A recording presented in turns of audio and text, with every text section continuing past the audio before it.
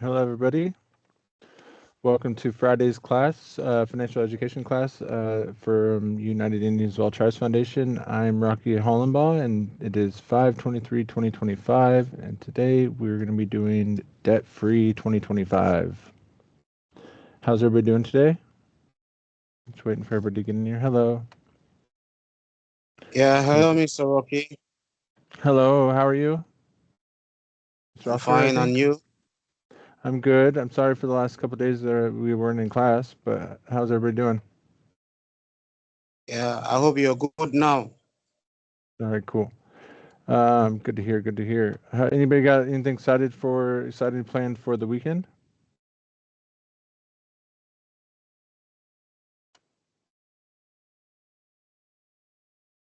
What are everybody's plans for the weekend? Anything fun?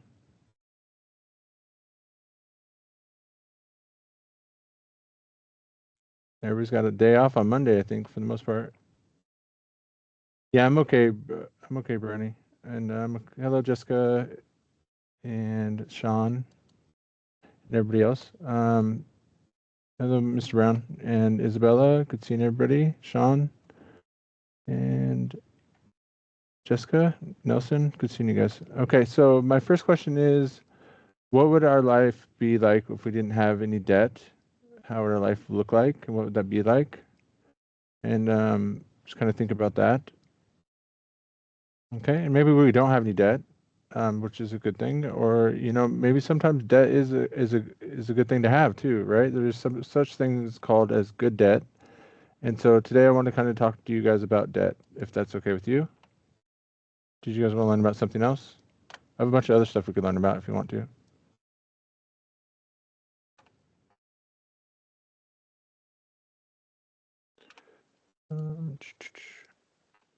Yeah, I'm okay, Sean. Thank you so much.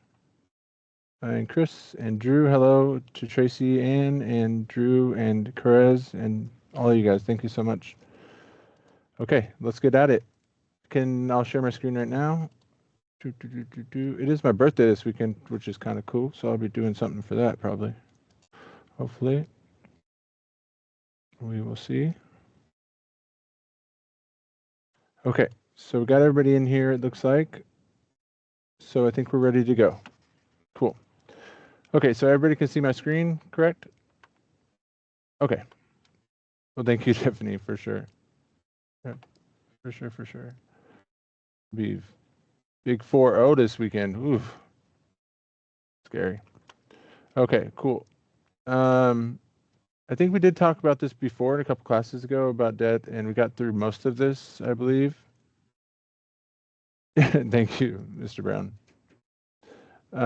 So there's a debt tracker template that we use.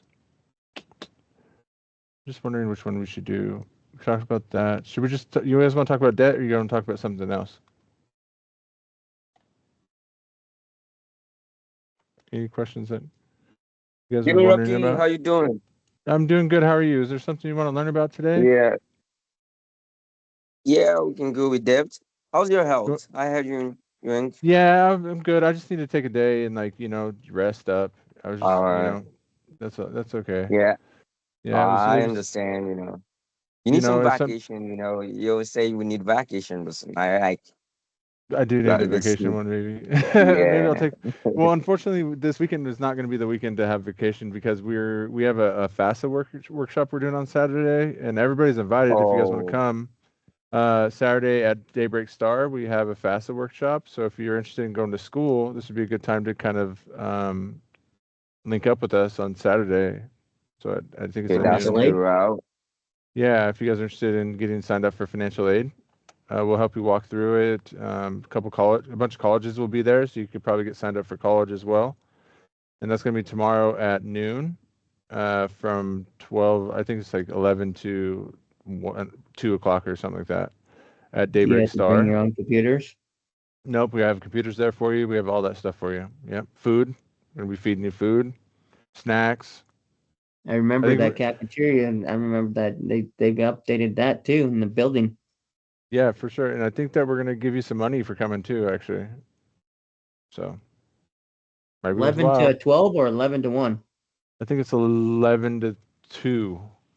Oh, So, but you don't have to stay that whole time. But that's like because we're doing the FAFSA workshop in the morning time, like 11 to 1 or whatever, and then we're going to be doing the like college fair from 1 to 2 or 1 to 3 or something like that. So, understandable. yeah. So if you guys want to come check it out, come hang out with us at Daybreak Star. It's in the Discovery Park if you guys are familiar with that area. So. That's in Ballard, right? Yeah, I think it's like Bernie White Bear Road. Let me get the directions for you real quick. Some If you people guys don't are, know where that is. yeah, for sure, I get it. Let's go ahead and go here and then here, and I'll grab that link for you guys. You probably got to sign up because I saw that email. Can you share that in the thing so some people have to sign up through it? Yeah, I can do that. I just I'm trying to get you guys the address, and then I'll get you guys all the information. You don't have, if you don't register, it's okay. We can still come if you don't register, but still, you probably want to. Let me get this right here. No, that's not it. Yeah, I would go, but my son will be all over the place. And I'm bringing. I think I'm bringing my son there. So. Oh, you are? I think so. Just because it's the weekend, and usually we have soccer game on the weekend, but he doesn't have soccer tomorrow, so I was thinking about bringing him. Oh, you're gonna be there? Yeah, I'll be there. Yeah, I'll be there for sure. Nice. They're making me go. I'm just kidding. I want to go, but I don't want to go, but I have to go. yeah, it's like, well, I'll be there. So Get your OT in. Yeah, it's pretty cool though. If you guys have not been to that location, it's a pretty amazing place actually. Yeah, it's pretty nice. I just Yeah. don't. I've been in that building multiple times. I stayed there before the pandemic, and yeah, it's pretty cool. I think we're going to go into that downstairs. And there's a big room. There's like 3 or 4 tables. Yeah, no, that's what we'll be in the yeah. So we're talking about debt today, Lisa. So let's go ahead and get that started. But I gave you guys the address. Yeah, a little bit about our organization. Like our organization is a nonprofit, but we didn't start like traditionally. We had Bernie White Bear, who's like our founder. He went in, and a bunch of them went in and peacefully took over the Fort Lawton fort. At the time, it was like an active fort in 1970s, and they went in there and set up a bunch of like prayer circles, and they got there was like tear gassed, and like got and set a barrack on fire in an accident. But eventually, like 3 times more after that, they got arrested, and then they got released, and then did it again, and one more time after that, and then they actually ended up getting a lease signed for 99 years to build the Daybreak Star Cultural Center, which is what the place that I'm talking about. They helped build that in 1970s. I think it finished in like 1975 or something like that. So kind of a cool story. If you guys get a chance to check it out, please do come check it out with us. So hello, Jacqueline and Griffin. And so let's get started today with debt. So debt is this funny thing, right? We kind of it's basically when you're taking out a payment for something you want today that you're going to pay back for like over tomorrow, right? So you want something today and you're willing to pay it back tomorrow. And so a lot of us, this depends on, this is how we're going to get a house, right? How we're going to get a car, because we don't necessarily have $50,000 laying around for a car, or $250,000 or $300,000 laying around for a house. And so the way that we do that is through financing, right? So through taking on some debt. So what's a good debt and bad debt? Good debt would be something that's going to increase in value even after you stop paying it. Even after you pay it off, it's going to increase in value. So something like a house most likely will go up in value even after you've paid it off, right? A car tends to not be as good of debt to take on because it will depreciate value over time. And so really got to be careful on when you start to purchase a car and if that car is going to hold its value, and make sure that you're not, going to go upside down on that loan, meaning that you owe more than what it's worth. So we don't want to do that either. So how do we go about taking care of the debt that we have now? So you're going to want to do the following. You're going to want to list out your debts. So you want to make sure you have all of them on paper, so you can know where you owe money to. And you can find that information on your credit report. So if you go to annualcreditreport.com, you can find out what creditors think that you owe them. And you are going to want to find out the balance and the interest rate on that debt, and then your minimum payment that you are willing to make every month, or that you have to make every month. Okay. So there's some debt that's called high interest debt, like credit cards, which can be like upwards of over 20% annual percentage rate, which is your interest rate. That's referencing your interest rate, which costs you more than a low interest debt, like a student loan at 5%. So knowing what your interest rate is going to help you prioritize what debt goes where and when you need to pay off what debt, like which one's your top priority right now. So for a second, let's take a second and reflect how it would feel to be debt-free. Write down one word to describe this feeling, or how you feel about debt right now. And yeah, so if you put that in the chat, feel free to do that. Okay. So the next thing is we're going to make a list. And so I'm not going to use this list that we have here. I have a different list for us. It's a little bit better. And where's it at?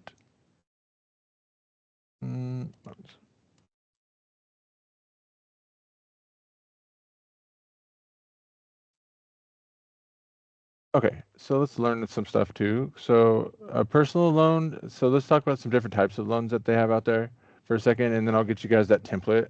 But the template just goes like this. I can pretty much make it with you guys. So if you have a blank piece of paper, you're going to go to who. So who do you owe money to? If we owe money to, okay. How much? Okay. When is it due? So your due date, interest rate, and minimum payment. For minimum payment, so for revolving debt, which is like your loans, stuff like that, you're also going to want to know your credit limit on here, okay? Because your credit limit is going to help you decide how much you should spend, what your credit utilization number is. Okay, so we're going to set it up like that. Hopefully that makes sense to everybody. So you're just going to do these are your categories. Okay. And those are the credit categories, if you can see that. Let's talk about hello Stella, what types of loans there are out there, okay? Okay, so everybody's familiar with auto loans, I think, for the most part. Personal loans are something you take out through your bank. They have a bunch of different purposes, but one of them is like debt consolidation. Let's say that you have a bunch of loans out, like a bunch of credit cards, and you want to make sure that you only have to pay one bill a month. So you can do debt consolidation underneath a personal loan, okay? And also if you have a personal emergency, like you need to go visit your grandparents that are, not feeling well in the hospital, but you don't have the money right now, you can take out a personal loan for that as well. Okay, so the typical interest rate is going to be 6 to 36% based on your credit score. Benefits, there's no collateral required usually, and there's flexible use, meaning you can use this for pretty much anything. Drawbacks is they're higher interest rates than, say, an auto loan usually, and they have stricter credit limit requirements, so you need to have a higher credit score to qualify for those. Okay, auto loans is secured by your car, and interest rates tend to be from 4 to 8% for good credit. Hi, John, how are you guys? So the drawbacks is that your car can't get repossessed if you do not make the payment, and so that's an issue. And also the car is going to go down in value the more mileage that we drive. Okay. Mortgages are a secured loan because they're secured by your house, and interest rates tend to be 5 to 7% for a 30-year fixed mortgage. Benefits was long-term payments, and drawbacks is a large debt and risk of foreclosure if payments missed. Okay, student loans are for education. They can be private or federal. Interest rates tend to be 5 to 7%. On privates, 4 to 15%. Benefits, federal loans offer income-driven repayments and forgiven options. Drawbacks, long repayment terms. Private loans maybe have higher rates. Okay. Let's talk about credit scores for a second. So your FICO score, if you guys have heard of this before, is 300 to 850. Anything above 800 is great. Good is between 670 and 799. Fair is between 580 and 669, and poor is less than 580. Okay, so the factors that go into your credit score are going to be payment history. So how often and how consistent you are with your payment history. So the way that we work this one is to automate our payments, right? We automate the minimum payment, the minimum payment. And then anything I want to pay above that, I can do as a separate payment. But as long as I have it automated for the minimum payment, I don't have to worry about it, right? So to take care of this particular factor for our credit score, we're just going to automate our minimum payments through our bank. If you're unfamiliar how to do that, you just go into your online banking portal and you're going to say pay bill, and you're going to enter in your credit card information, like who the the credit card loaner, or like what am I saying? The credit card provider is, and you're going to put their information in, and you're going to say put in 1% of my balance, so whatever that may be, so $25 most likely. If you're, the way you look at that is if you have a $250 minimum or balance, I'm sorry, if you have a $2,500 credit limit, you're going to want to put in your minimum balances, or the minimum payments at least $25, right? So 1% of that usually. You could do 2% if you wanted to. But usually most credit cards require that you make 1% of the total due. Okay. Our goal is to use credit cards like we use our debit card, where we swipe it and then pay it. That would be the best way to use a credit card. But if we don't do that, we want to automate the minimum payment each month at least. Okay. Cool. And then the next one is credit utilization. Credit utilization is just this fancy word for saying using less than what your credit limit is, right? So if your credit limit's $1,000, you're going to use 30% of that. That's your max, right? 30% of $1,000 is $300. So you don't want to go over $300 on that credit card, because anything above $300 will hurt your credit score. That's what credit utilization means. It's just using less than you have available. Okay, the number that they want to see is less than 30% that you're using. Okay, so that's credit utilization. So we're going to use less than 30%, less than 30% of our total of our credit limit. Okay. Okay, so length of credit history is the next one, and that's 15% of our credit score. And so all that means is like, what card have I had the longest? So this just means keeping your oldest credit card in good standing. Keeping oldest credit card in good standing. Okay. I'm just going to go through this real quick, and then we'll move on. In good standing. Okay. And the number they're looking for is older than 7 years, if you can. So 7 years plus. Okay. Okay. New credit is going to be this. Is basically this concept that if you have new credit, meaning soft and hard pull. Soft pull is just your credit score. Hard pull is your whole credit report. Okay. Okay. And then credit mix is that if you have one of revolving credit, which is like a credit card, and then one installment credit like a car loan. So that's the other part of this whole credit report. Okay, that's pretty much how to fix your credit score in a nutshell. That's the basis of it, right? So that's how it works. One revolving. Okay, any questions on that stuff? One installment. Okay.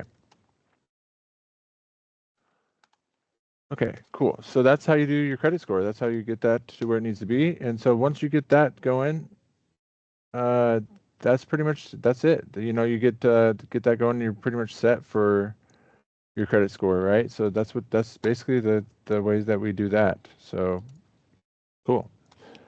And the next one is going to be, it's going to look like something like that. So if you want to know how to get your credit score to where you need to be, this is how you do it. Okay.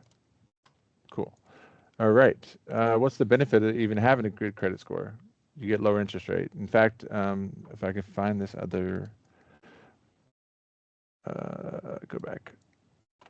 This other program that I've made for us under lessons plans. Where's it at? All things credit.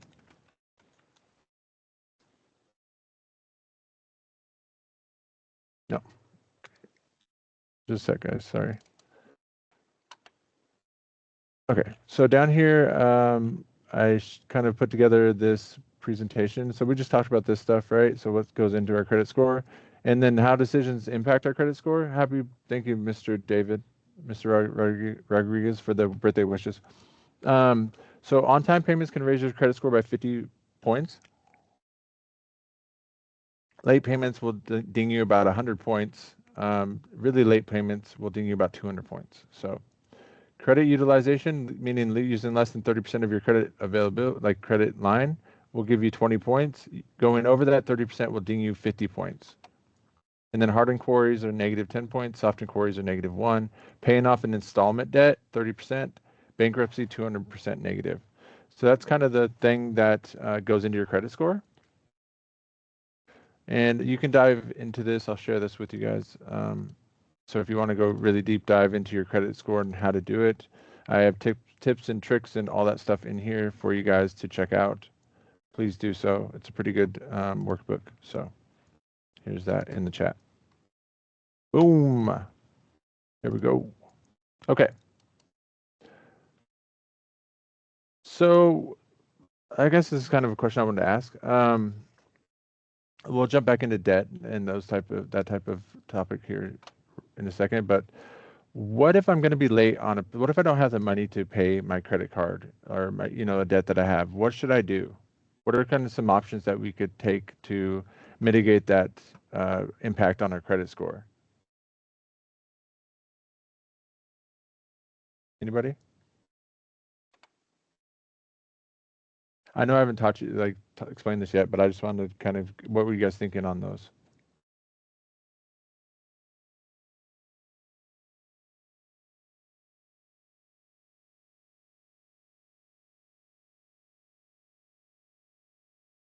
So one thing that we could do is we call our creditor, right? We call them and we say, hey, I'm not going to be able to make my full payment this month. I can give you X amount of dollars.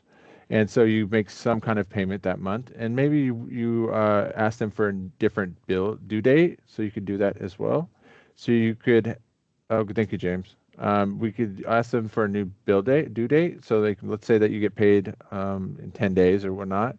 You just ask them for 13 days in the future, a due date that's 13 days in the future, right? 3 days after you get paid. So you could do that. You can also just send them a payment. Just send them something, right? You send them something. So that's kind of how that works. Yeah. So yeah, there's also a couple different ways that a couple different methods that we use for debt repayment. That's Snowball and Avalanche.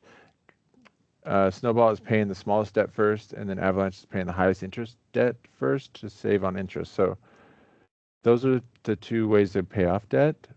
I know debt's a really fun topic. I'm so fun. No, I'm just kidding. It isn't fun, but it's definitely needed. So let's go check out some calculators. I think I tried this last time and it didn't work out. So maybe we'll just keep on pushing. Input, output. Okay. Hello, Duncan. Good seeing you. Who's new here today? Is there any new people here today? And if so, what would you guys like to learn about?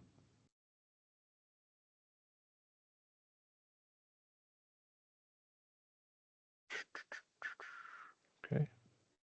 So loans come down to a couple different things. They come down to are we able to afford this amount of money? First of all, so we need to know how much we're going to pay. And so that's where negotiation comes into play. We need to figure out how much that we have in our budget. So that's why it's important that we have a budget, right? So we have a budget, okay, and then we realize we want something or need something that's outside of our budget right now, meaning that it costs more than what we currently have. And so we go out and take a loan, right? And then so we go out there and take a loan, but we need to know So a lot of times that we go out and take a loan, but we feel like we're at the mercy of somebody else. That's not the case, right? Anytime you're the one signing something and to give someone money in the future, you're in the driver's seat. Remember that. Like you're the one driving that conversation. You're the one that's negotiating the payment arrangements. You're the one in the driver's seat. Anytime you go out and try to go after a loan. So I think a lot of times we think that we're not in the driver's seat as the person asking for money, but they have to have us as customers, and so we are in the driver's seat because that's what their business does is loan money, and so we're still the ones providing them a service. We're providing them the opportunity to loan us money. And so like keep that in mind when we go and look at these like loans from companies, that you're the one in the driver's seat, right? You're the one in control, and you need to come from that angle or come from that perspective when you go out and try to get a loan, right? They're not doing you a favor, you're doing them a favor by letting them loan you money. So, and you're going to do what you need to do to pay them back. So, and you know that. So walk in there with your chest high, your arms up, you know what I'm saying? Like, be proud that you're allowing them to give you money, right? Like, that's what's happening. So just remember that when you go out and get a loan next time, like, you're doing them a favor.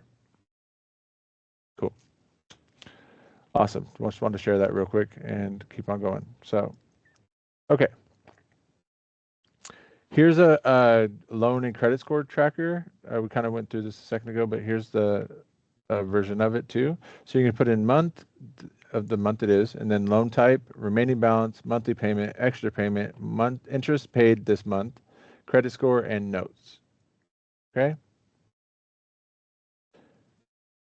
All right. So on auto loans, you're going to know this number because it's called amortization schedule. Will give you this information. I don't know if you guys remember, but we figured out all that information on calculator.net. If you guys recall, calculator.net gave us a bunch of information on auto loans and stuff like that. So remember that resource here. So auto loan calculator, interest calculator, and this would give you your interest rate. So if you're wondering how to figure out what you paid on interest this month in your on your loans, this would be the calculator you want to use right here to figure that out. Okay. Okay. Cool. Let's just do a quick thing. Oh, number locks off. Okay, let's say it's $5,000 and my loan term is 5 years and my interest rate is 10%. What does that look like? Okay, looks like I'm going to be paying this much a month. And I'm going to pay this much interest over time. So, cool. So that's kind of how that works. So if you're wondering how to figure that out, so perfect. So, all right. And you really want to look at it. You want to see what this number is, right? Because this is the money. This is the number that you're giving away. You know what I'm saying?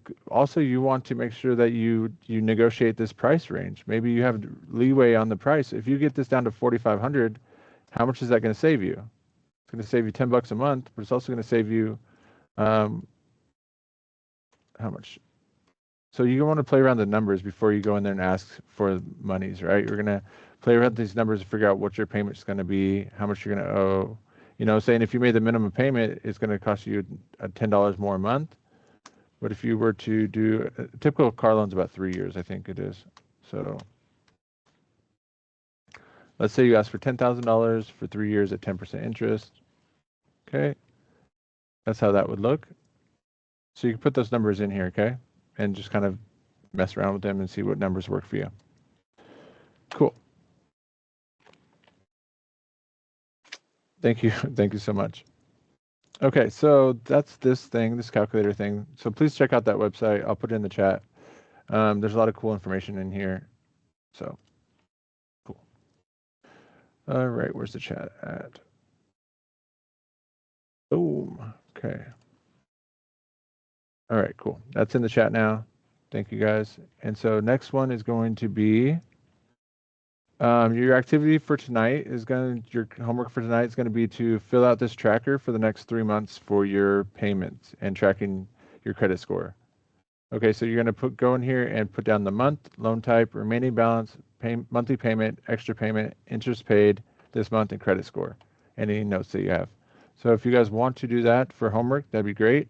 Or over the weekend, just kind of get your guys's any kind of debt that you have onto a piece of paper so you can really see it using this particular setup if you want to. Thank you, William, for the kudos, and thank you. Nice to be back for sure. So thank you guys for joining me today. It's a pleasure coming in and teaching with you guys and talking with you guys. It's amazing. So thank you guys so much. You guys are the ones that are making that happen. So. Okay, so we did that. Oh yeah. So the other thing is like as we make our payments on time, right? So as we make our payments to our credit card on time, it's our job to call them and ask them for a credit limit raise every 3 months if you want, if you can, because what you're doing is lowering your credit utilization number. Does that mean when I get a credit limit raise that I just go out and spend more money on my credit card? No, that's not what that means. What that means is that I have a higher credit limit, which means my utilization number is also higher. So that means I have more leeway for if I need to use that card, right? But also, the higher the credit limit, the more likely you're going to get approved for other loan products in the future, right? So make sure that you're always asking for a credit limit raise, but make sure that you also don't have lifestyle creep, meaning that you're just going out and spending more money on that card because you have more space or more credit, a higher credit limit. That's not what we're doing. What we're trying to do is get our credit utilization number down to like 5 or 10%. And one of the ways we can do that is by increasing our credit limit, right? So that's kind of how that works. Okay. Also, you want to ask, so on installment credits like car loan, if you pay that thing off or you're paying it for a year straight and you make on-time payments and you've been doing it like clockwork, ask them for a lower interest rate. Don't be scared to negotiate those interest rates. You guys deserve it. So know that. Thank you, Kelvin. Hey, Kelvin. Hey, Thelma. Hey, Ryan. Good seeing you guys. Okay. Hi, William. Okay. Okay, so that's what I have for this particular subject. So we're going to move on to some other stuff. Yeah, so this is also something you want to look at as your debt to income ratio. I think we talked about this before, but debt to income ratio is a number that they use for your mortgage to find out if you are qualified for a mortgage. And so what you can do is basically take all your income, add it up, and then divide that by your debt. Your debt divided by your monthly income. Okay, and you're looking for this 36% or less. Okay. The highest that they'll take is 43%. Cool. Always negotiate. Negotiate everything. Okay, so that's pretty much loans and debt, how to pay them off, how to be conservative with them, how to figure out what they look like. So in review, let's review real quick. The first thing we want to do is go to annualcreditreport.com, print that bad boy off, find out what debts people think we owe them, and to dispute all those bad boys. No, I'm just kidding. But seriously, kind of. So you want to go in there and find out what people think you owe them money, who thinks you owe them money, and then you're gonna put that on a piece of paper, and then you're gonna start looking into each one of them, and if it's valid, then you're gonna figure out how to pay them. And if it's not valid, you're going to dispute them. Okay? Cool. The next thing you're going to do is, after you have it all on paper, you're going to add it all up, and you're going to divide that total monthly payment of debt divided by your total monthly income, and you're going to get your debt to income ratio. Perfect. Now you know how much money is going towards debt that you might have. The thing about, so there's two things to think about, right? Savings is putting away money for future use. Debt is getting something today for payments tomorrow. Okay? So which one's probably going to be a better bet for our financial future? Saving and investing, right? So that's what we're going to move on to next. But remember that debt is something that I get today for monies I'm going to pay you tomorrow. So that's an issue because then I'll have less options in the future maybe. So we'll just have to keep that in mind, those two concepts when we move forward, as we move forward. Okay. I think we should talk about investing a little bit. What do you guys want to talk about?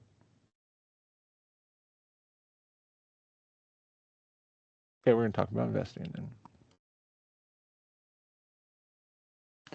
Okay, let's talk about investing.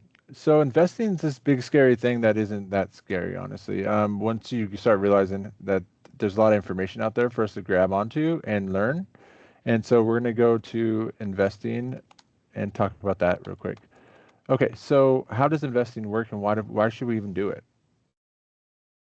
Well, investing is what it does for us is gives us a ability to have our money grow without us having to do anything, right? Investing is this concept that you're going to put money in a pot and it's going to grow over time without you having to do anything with it, right? It's going to grow because of somebody else's work. That's basically what investing is all about, right? And so there's a couple different ways to do that. And I'll kind of explain those real quick to us. The first way is you're going to want to get a brokerage account. Brokerage account. That's how you spell that. Brokerage. Okay. Account. And you can do that through Fidelity, through Vanguard, there's websites called like Webull. I use Webull. Fidelity. Okay.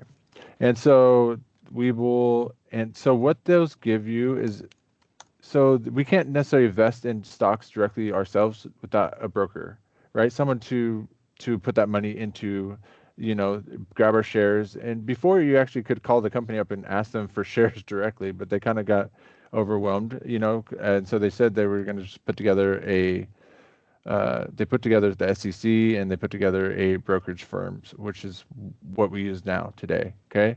And so this is kind of how you do it. I'll show you how to set up an account real quick, and then you guys can go ahead and do it if you want. So let's go to, because it's easy as open up your Gmail account. If you've opened up a Gmail account, you could probably open up a brokerage account. Who's opened up a Gmail account before? Raise a hand.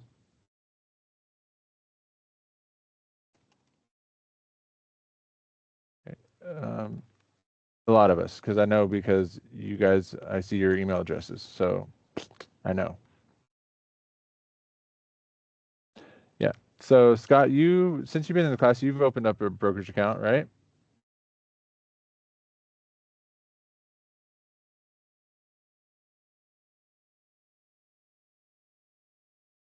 Gmail is like the most popular. Yes, I know. Thanks, Scott. That's why I used it as a reference. Thank you, sir.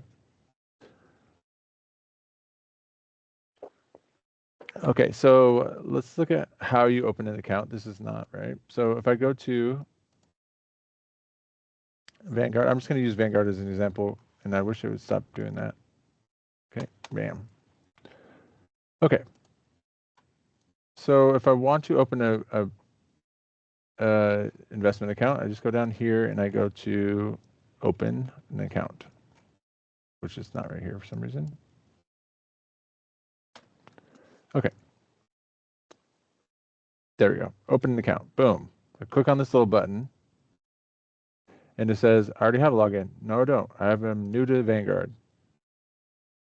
Okay, so then it's going to ask me if I want to open an account, if I want to roll over my employer plan, meaning if I have a 401k and I want to move it over to Vanguard. Let's say you switch jobs and you want to roll over you want to put your 401k into a different spot or a different investment brokerage. You can do that here. You can transfer investments from a different investment firm to Vanguard, and you can change account ownership. Let's say that you are deciding to move your assets into a family trust, and we'll talk about that later on. What that looks like is that you're changing account ownership here. Okay. And they have some good resources here if you guys want to check it out. How to get started. So you need to write out, you want to try to figure out your goals. What is my goals for investing? Where do I want to put my money? So where do I put my money and how do I diversify? So this diversification concept is this concept that you don't want to put all your eggs in one basket, right? So when we're talking about investing, we want to make sure that we're putting some of our money in here in like maybe index funds, some of our money in our 401k, and they're probably using like mutual funds for that. And then I know this sounds like crazy jargon, but I'll explain each one of these in just a second. Or you want to put some of your money in actual individual stocks, or like ETFs is what they're called. And so I'll explain each one of those real quick, and you guys can decide if this is something you want to do. Okay. So you want to have a goal. So what is my goal? Your goal could be a bunch of different things. Maybe you want to generate income. Maybe you want to reduce your tax liability. So by taking a loss on your stocks, you actually can reduce the taxes you owe at the end of the year. So let's say that you owe a bunch of money on taxes. You actually could go in here and do some losses, take some losses in on your stocks or your investments, and then use that loss to offset your tax burden. So there's a way, it's called loss harvesting. And so there's this cool trick that you can use where if you take a loss on a investment, you can actually take that loss and subtract it from the taxes you owe. So that's one thing that you can, we can talk about too. Maybe you want to provide security for your family in the future. That's something you definitely can do through investing. And so, but it's definitely going to be personal to you and your goals. And so you really want to, what's up? Missing what? You really want to take a second, and I think we should do it right now, to think about what your goals would be for investing. So we'll take 2 minutes right now, and I want you to take a second and said, if I do invest, what are my goals? What would be my goals for investing?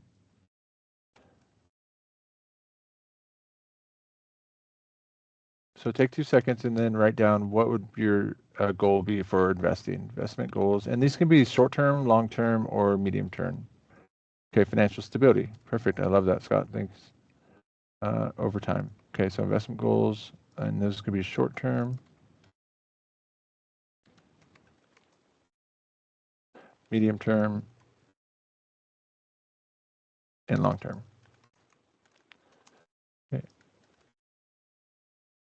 Okay. The thing about it is like some stocks don't really, they'll go up and down, and we call that volatility. So volatility means like how quickly or slowly they move up and down. Okay, and so when they say that's what they mean by volatile, right? When they say a bull, I don't know if you guys have ever heard this statement. It's a bull run. Okay, cool. Yeah, what does that even mean? It means that the market is going up. Bulls mean go up, bears mean go down. That's basically what those two terms mean. So if you're wondering what that means, that's what they mean. So when someone says it's a bull market, that means the price is going up. And a bear market, the price is going down. And so that's kind of those two jargons that they use that are annoying, but that's what they say. Cool. Hi, Darth. How are you? Okay. I'm going to give us 2 minutes to write down our financial goals as far as it goes for investing, starting now. So you have till 1:44 to kind of put those down onto paper. So everybody take a second to kind of think about why they would invest and what information they want to know about investing before they do so. So write a question that you have about investing, and then also write down a goal that you have for it. Please do that now for the next 2 minutes. Well, 1 minute now. I'm going to do the same.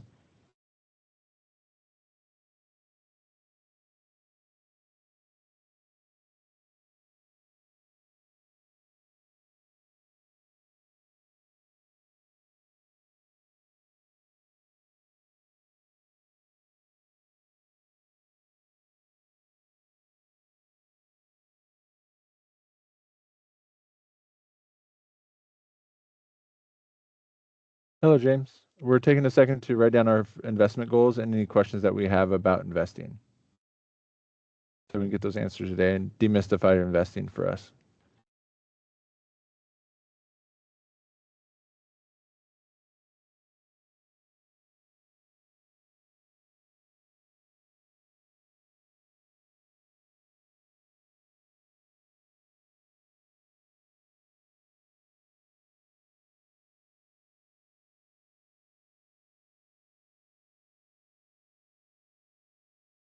Perfect.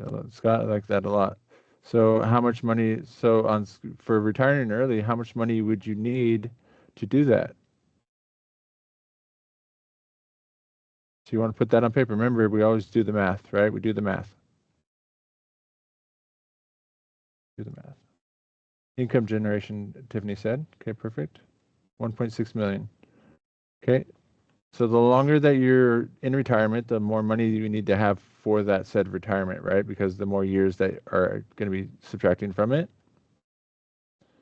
It sounds like Scott's already done the numbers, and he says that he needs 1.6 million to retire early. And how many years is that going to provide you with in retirement? How many years can that provide for you?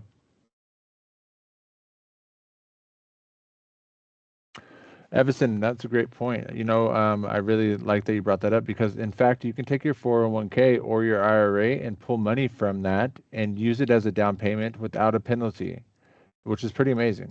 So if you do have a 401k, stored up and you want to use that as a down payment on your house, you can do that. You're going to pull out from that 401k and use that as your down payment on your house. So keep that in mind. That is one way you can do that. You're going to want to call your brokerage or whoever has your 401k and ask them their process for that. But you definitely can do that. So that's one thing that is pretty cool. Hey, Andrew. Okay. Scott, I love, which calculator did you use? Did you use calculator.net or what? Hi, Jen.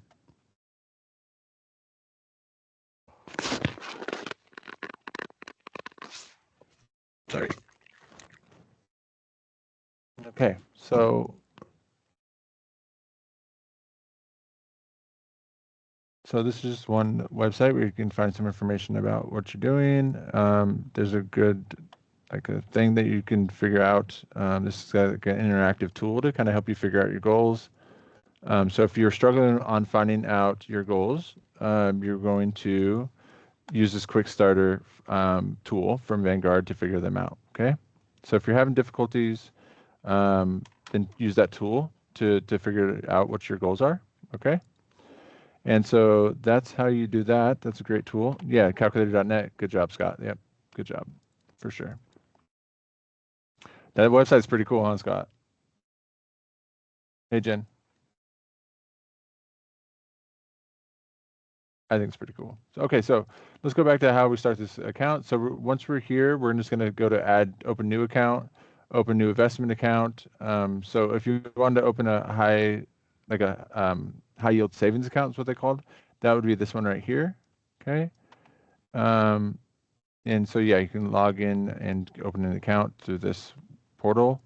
I already have an account. We're not going to go in there right now, but you should also get one if you want to. So you could also have somebody manage it. So if you're not really familiar with how to manage a brokerage account, but you want to start doing it, because you think it's important, which it is, I think, too. You can start with like 10 or 15 bucks a month. You're just going to throw it towards, and you can have somebody else kind of do the investing for you. So you can have a Vanguard do that, or there's other websites that also have this option. It's called Robo Advisor. And so they will help you invest your money in the right places based on your goals. Okay. Or you can do it on your own. And if you do it on your own, you want to go set up what's called a whatchamacallit. It's a Investopedia has what am I trying to say right now? It has a simulator. That's what it's called. A simulator that will help you invest. That's not actually going to be your money. It's just going to be fake money, but you're going to be investing in real time. So it's pretty cool. You can do this. It's free. Charlotte, I love that for you. Buying her own property, I love that for you, for sure. Investing is one of those things that will help you get to those goals. It really will.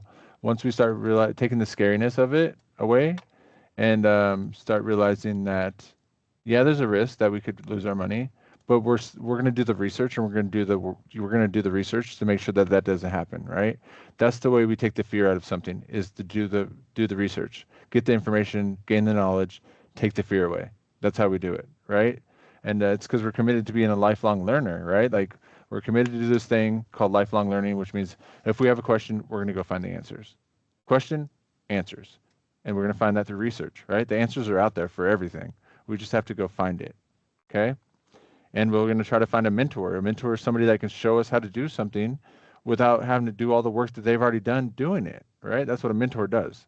It gives you all the knowledge without having to do all the work that they've already done, right? That's the point of a mentor. And if someone's willing to give you that information, go get it, eat it up, take the time, and then thank them afterwards, you know? But it is really helpful for us to get a mentor. So back to the simulator. If you are interested in doing stocks, but aren't interested in losing your money, which I think that's all of us, you're going to want to go to a simulator. And one good simulator that is out there is this Investopedia simulator, okay, right here. And all you have to do to use this thing is register now, okay? And you just have to put in your email address and you can register. And it's going to send me an email. And so what it's going to do is going to look like this. Some of us have been here for a little while and have seen this before, but I really think it's worthwhile for you guys to check this tool out so that we know how to use it, right? Sorry, just 1 second. Trying to grab this. Here it is. Okay. 90141. Sign in. Okay, so you're going to sign in, right, after you put your email account, and it's going to give you $100,000 to work with. But this is real-time information, meaning that these are actually what the stock prices are selling at. And so you can do it in real time, and you can see what your investments would do in real time. And so you can say, okay, I want to invest in. You can also look at different brokerages here too. They have available here if you want to learn about different brokerages, meaning the people that you can invest your money through. And it's going to have a bunch of different tools for you to look at to figure out how everything works. So if you're interested in learning about how stocks work, you can come in here and how to trade the market in 5 days or 5 steps. Here, let's listen to this real quick, see what they got. Can you guys hear this?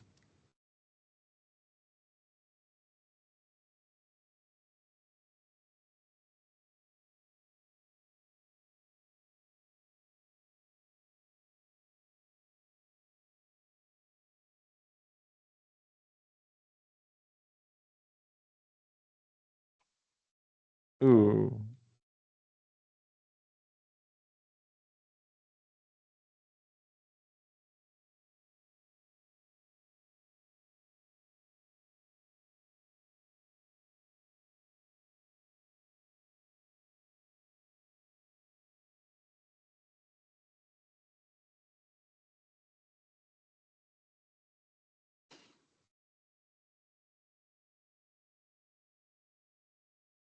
Okay, can you guys hear this or no? Not so much? Are you guys able to hear this video when I was playing? Okay, cool. Yep, got it. Cool.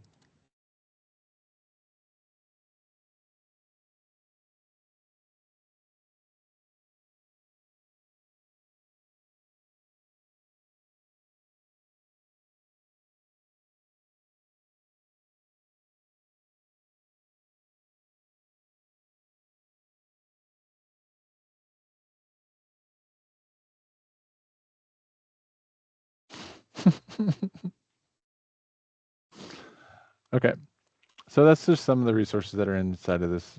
Oh, how's that? Some of the resources that are in this simulator, and you're going to want to come in here and learn as much as you can before you start trading. The thing about it is that fear gets removed when we have knowledge, right? Fear is removed by knowledge. Okay, and so that's the point of everything. That's the point of coming here and joining our class, and that's the point of taking the time to learn these skills, because fear is always removed by knowledge. And I'm going to leave you guys on that note for this weekend, but please check out this simulator and get in here and start diving in and figure out as much information as you can about this stuff. So, okay? Because really this is the difference. This is the benefit of us living in America that we have to take advantage of, right? The benefit of living here is that we have such an advanced investment market that we have to take advantage of it, right? That's our duty as people that, because not everybody has the opportunity to invest in these type of things like we do. And so it's really important that we take advantage of that. So thank you guys for your kudos and just your support. So cool. So that's all I got for you today. Take the time to look at this simulator, please, and make sure you take the time to just do, if you want to, do 10 minutes a day. Just commit to 10 minutes a day, commit to 20 minutes a day that you're just going to check this stuff out, right? You're going to start to learn as much as you can about it. And then once it's time, start small, 10 bucks a month, 20 bucks a month, or if you want to jump in, 100 bucks a month, like you'll figure it out, whatever you're comfortable with. Okay. And there's also crypto simulator in here as well. If you're interested in cryptocurrencies, there's a simulator in here for cryptocurrency as well. So if you're wondering what it's all about, they have information in here regarding that stuff too. So, okay. It's not as robust as the stock trader, but whatever, it works. Okay, cool. So once you do want to, and so this is kind of the same thing as if you were to invest in your first stock. So it's going to spread you through steps and stuff like that. So you're going to go in here and trade, and you're going to write out the company. So Apple. Okay. So this is exactly how you trade a stock in real life. You go Apple, you say, okay. But remember, what is the number one rule of investing? You guys remember? Buy low, sell high. That's the number one rule in investing. The only rule, really. Buy low, sell high. So if I was to invest in this Apple, I'd want to invest, well, kind of like right now because it's pretty low. But Apple also has kind of reached the saturation saturation of its market, meaning that it's pretty much reached its limit as far as its products that it currently offers and the people that are going to buy it. So you got to take that in consideration, that maybe this is the decline of Apple, maybe not the incline of Apple. So you want to take that all into consideration as you start to look at investing. So, but just for the future, just for reference, you would want to invest here at 172 if you could, and you'd want to sell here at 255 if you could. Okay, that would be ideal. Okay, buy here at the lowest point, sell high at this highest point. That's like the goal, right? But if I move into like a day, every day, so this is today. This is just information from today. Okay, and this is information over the last month, and this is information over the last 3 months, a year, and 5 years. Okay, so that's all that means when we look at these charts. Breakdown of the different time periods, right? So this is 5 years broken down into 6 months increments. This is 1 year broken down into months. This is 3 months broken down into weeks. And then it's 1 month broken down into days. And this is 1 day broken down into 10 minutes, every 10 minutes or something like that. Okay, so that's what those charts look like. That's why they all change every time you push this button, because they're different increments, but explaining the same thing, where the stock price has been. Kind of crushing it today. Cool. So that's kind of how that works. And this is over time. So if you invested in Apple in 1985, you would have been like right here, 1.1110. And all the way over here, all the way up here, oh, kushka, 233, $233. So that's an increase of incredible amount. I don't know even how much that is, but it's ridiculous. Okay, so that's kind of how that works. Cool. So that's why it's kind of cool to look at different things, and you'll start to kind of get a feel for it. And so take the time to look at it and come back on Monday with some questions, and we'll answer those. We'll get them answered. Okay. All right, that's it for today. Thank you guys so much for joining me. Unless you guys have questions, feel free to ask them.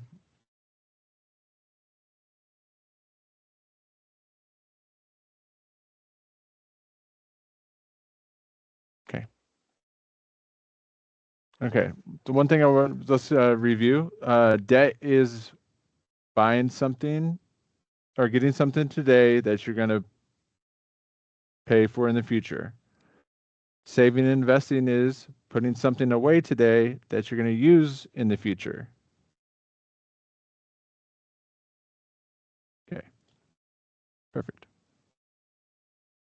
how to pay off debt. You either use the snowball method, which is paying the lowest amount that you have off first, and then, or the avalanche method, which is looking at the interest rates and paying off the highest interest rate off first. Okay, those are the two methods that you can use to pay off debt. What else did we talk about? Investing is not this big scary thing. In fact, it's something that we can take advantage of and use it to reach our financial goals. But our financial goals need to be listed first, right? We need to have a goal before we go investing. And then once we have that goal, we can go find investments that reach us to that goal, right? That's how you use your goals to get to where you want to go. Okay. So we're done with incentives. We're just kind of wrapping up. It looked like there's almost 60 people that finished Bank Blast, so like the actual all of them. And so I'm trying to just get everything put into the computers and make sure everybody did all their work. And so it's just taking me a little bit longer. But as far as incentives go, we finished up on the Bank Blast incentives last Friday. So you guys are attending these classes on your own, just because it's good information to have. So hopefully I add enough value for your guys' life that you'll keep on coming back. But if not, then I understand. But that's kind of what's going on moving forward. So, and then once we have more incentives, I'm going to switch it over to probably an merit-based incentive, meaning that you'll get badges for how many classes that you attend, like some kind of badge for like 10 classes, some kind of badge for 20 classes, so it's not necessarily monetarily, like money that you're going to get or gift cards, but you'll get like some kind of kudos or something like that moving forward. And on top of that, you're going to learn how to do this personal financing thing like a boss, right? Like that's the point of it really, is to get you to a place where you feel comfortable doing all the personal finance skills that you need to be successful in your life. So if you keep on coming back, I promise you we'll get you there. So keep coming back if you want. I'll see you guys on Tuesday. No class on Monday because it's a holiday. So I will be here on Tuesday. Feel free to join me if you want to. Thank you guys so much. Yotva.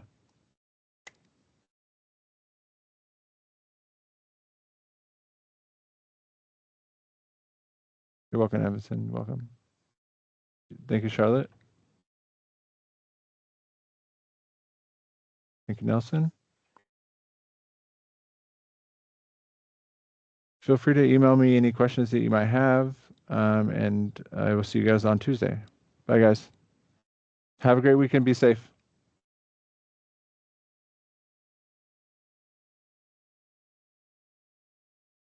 Yeah, on Saturday we have the FAFSA workshop.